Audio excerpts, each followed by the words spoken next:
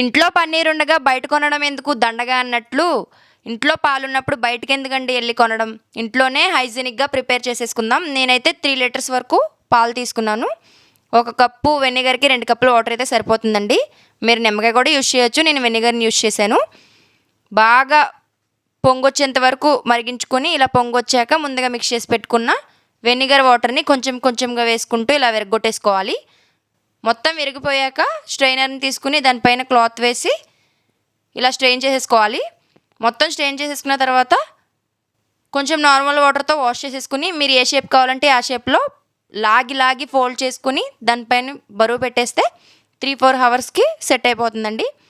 3-4 hours తర్వాత తీసి చూస్తే అచ్చం బయట కొన్న దానిలాగే ఉంటుంది. మీరు ఏ షేప్ కావాలంటే ఆ షేప్లో కట్ చేసేసుకొని రైస్, రోటీస్, చపాతీస్లోకి కాంబినేషన్గా సైడ్ డిష్ లాగా